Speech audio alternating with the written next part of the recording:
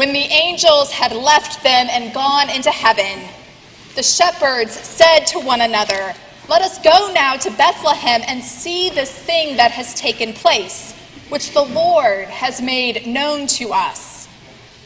So they went with haste and found Mary and Joseph and the child lying in a manger. When they saw this, they made known what had been told them about this child. And all who heard it were amazed at what the shepherds had told them. But Mary treasured all these words and pondered them in her heart. The shepherds returned, glorifying and praising God for all they had heard and seen, as it had been told them.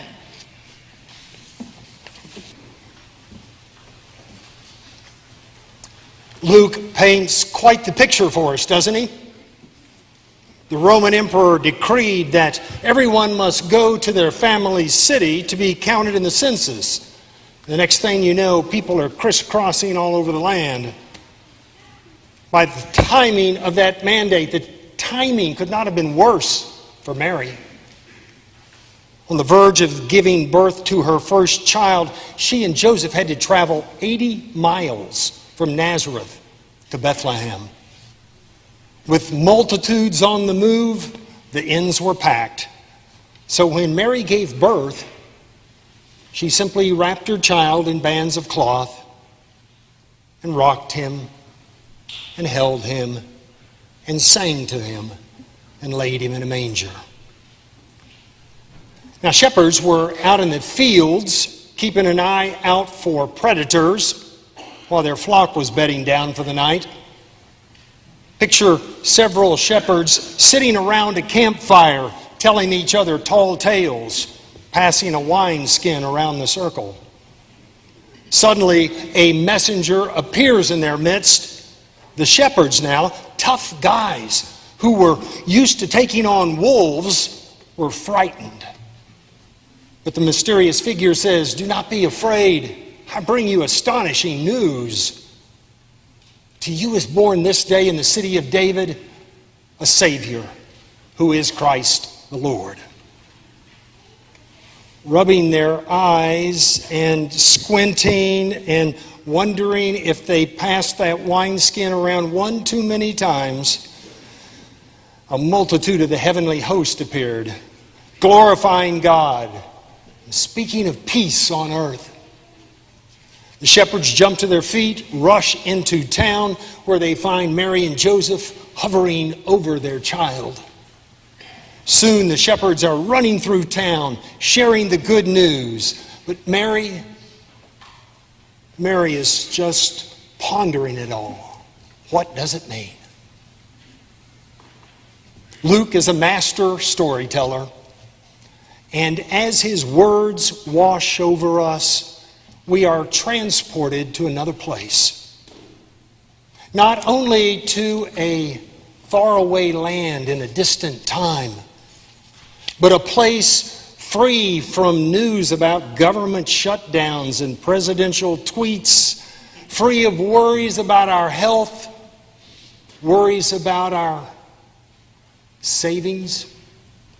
We're free of reminders about wars and tsunamis and people who suffer. For an hour, we can set all that is wrong with the world aside and focus instead on joy, peace, love, and hope. Well, that's exactly what Tasha Blackburn had planned on doing when she went to her church on Christmas Eve to watch the children's Christmas pageant. She had looked forward to singing all of her favorite Christmas hymns, watching the little girls traipse down the aisle with their angel wings and little halos. She looked forward to the little boys stumbling forward in the oversized bathrobes, sword fighting with their shepherd crooks. She remembered the previous year when 3 little boys came in strutting. They were in shiny robes and Burger King crowns. They wore dark sunglasses because these were the ultra cool wise guys. When she arrived, the sanctuary was packed, and so she had to sit in the back. But she was ready for the retelling of the birth of Jesus. She could barely see what was happening on the chancel. And then she said, within 2 verses of "Away in a manger," something went terribly wrong.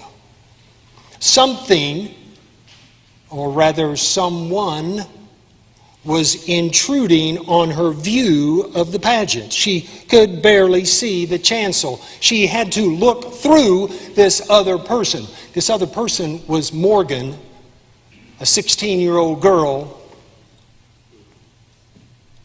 She'd suffered throughout her life with a weak spinal column. She had to wear back braces. Her tiny frame was fragile, and one of the medical treatments didn't go right, and it left her nauseated every time she ate, and so she had dwindled to 50 pounds. She had to be strapped on a stretcher everywhere she went, and her mother had put her in the aisle just at the right angle so Morgan could look forward at the chancel to see the pageant. But she was lying right in front of Tasha. Tasha said, no matter how I turned my head, no matter how I averted my eyes, I could not watch the pageant without Morgan intruding on the picture.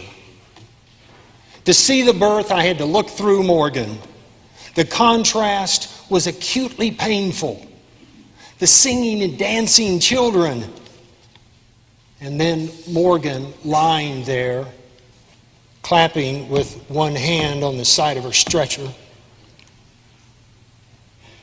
How could the praises of the children and the joy of the congregation be true with Morgan lying there? How could their collective glorias not be a delusion? Tasha wanted to leave. It was too painful to believe in hope while having to face this image in front of her. But then she said, I can't tell you what happened. I'm not completely sure what changed. But suddenly I knew I had to stay. And by the end of all the children singing and storytelling, it hit her. While the Christmas story was almost unbearable with Morgan in its frame, the story also made no sense unless she was there. Their rejoicing rang hollow without her. The little plastic baby up in the box remained a toy unless she had to look through Morgan to see Jesus. Because God's glory is not really glory unless it is viewed through the same frame that has suffering within it. The message of Jesus is not a Disney production about escaping reality. It's not about insulating ourselves from the pain and the poverty of the world. Jesus comes to those places where grief hangs heavy and hope is hard to find. He comes to point the way for those who have a habit of getting lost, which is, I think, most of us. We grapple with words to explain this mystery of Jesus being so filled with God, but we come up short. Yet we still gather each year at Christmas to celebrate the birth of Jesus because we know it is a powerful declaration of God's love for the world. And people had always thought that the greatest power was the kind of power that Roman emperors wielded to force people to pick up things and march to another city, to have their names placed on the tax rolls and to get registered for the draft. But Christ was born to show that God rules by another kind of power, the power of love And love has the power to do what brute force cannot do: transform hearts. Love has the power to do what brute force cannot do: give life meaning. Love has the power to do what brute force cannot do: heal deep wounds.